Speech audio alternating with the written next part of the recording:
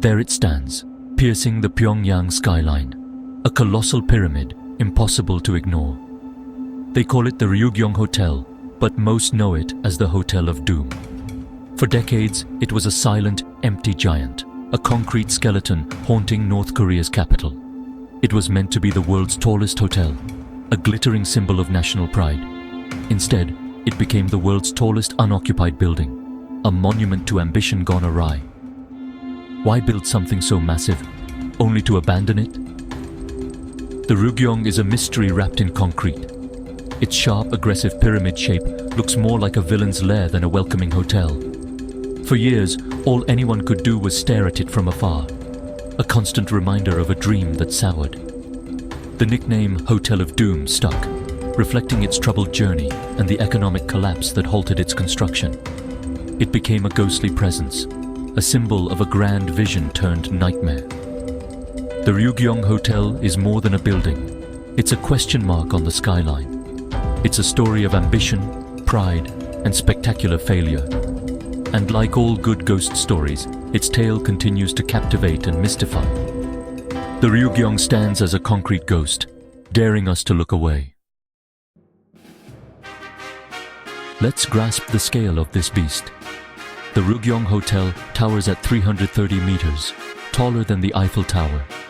With 105 floors, it was designed to house 3,000 rooms and 5 revolving restaurants at its peak. Its pyramid shape, with 3 sloping faces, was meant to convey power and permanence. Over 3.6 million cubic meters of concrete went into its construction. Standing at its base, the verticality is dizzying. It dominates Pyongyang's skyline. The original plans included casinos, nightclubs, and Japanese lounges, a vision of international glamour in an isolated nation. The project was a massive gamble, completely out of step with anything else in North Korea. Even unfinished, its size warps the scale of everything around it. The Ryugyong isn't just a building, it's a man-made mountain. It's visible from almost anywhere in the city, a constant, silent observer. The surrounding buildings look like toys in comparison. Its sheer presence is the first clue to the incredible story behind its creation. The Ryugyong is a monument to ambition, for better or worse. Its size alone demands attention. Why build such a monstrous hotel? The answer: Cold War rivalry. In 1986, South Korea's Westin Stamford Hotel in Singapore became the world's tallest. North Korea couldn't let that stand. In 1987, they announced the Ryugyong, bigger, taller, and meant to open for the 1989 World Festival of Youth and Students. It was a direct answer to South Korea's Olympic moment, a bid to outshine their rival. The government poured $750 million into the project, a huge chunk of the nation's GDP. The hotel was supposed to attract Western investors and tourists, proving North Korea's modernity. Its pyramid shape was a symbol of eternal power, linking the Kim dynasty to ancient pharaohs. The Ryugyong was meant to showcase Yuche self-reliance and socialist superiority. The grand opening was to be a moment of national triumph. But history had other plans. The dream would soon collide with harsh reality. Construction began at a frantic pace, aiming for the 1989 deadline. The concrete shell rose quickly, reaching full height by 1992.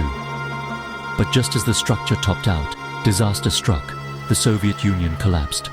North Korea's economy spiraled. Aid and fuel vanished. The country plunged into crisis and famine. Suddenly, a luxury hotel was the last thing on anyone's mind. Funding dried up, and construction stopped cold. For 16 years, the Ryugyong stood as a hollow shell. No windows, wiring, or plumbing. The government tried to erase it from official photos and maps. Rumors spread of poor quality concrete and crooked elevator shafts. The building was seen as dangerously unstable, a cursed project. The Hotel of Doom nickname felt less like a joke, more like a warning. The dream had become a monumental, possibly lethal failure. The Ryugyong was a ghostly reminder of ambition gone wrong. It loomed over Pyongyang, a silent testament to collapse. Even unfinished, the Ryugyong Hotel gained powerful meaning. At first, it was a symbol of ambition and progress. But as construction stalled, it became a symbol of failure, a hollow state with a grand facade. Internationally, it was mocked as one of the world's ugliest buildings, a monument to misplaced priorities. Inside North Korea, the narrative shifted. The pause was reframed as a strategic delay, a sign of resilience during hardship. The hotel became a patient symbol of a future yet to come. Its meaning changed with the times. Hope, failure, defiance, patience. For outsiders, it's a bizarre curiosity. For locals, just part of the landscape. The Ryugyong is a blank canvas for stories and symbols. Its unfinished state only adds to its mystique. The building's true meaning depends on who's looking. How does the Ryugyong compare to other famous buildings? At 330 meters, it's taller than the Shard or the Chrysler Building. Had it opened, it would have ranked among the world's tallest. Instead, it became the tallest unoccupied building, a lonely giant.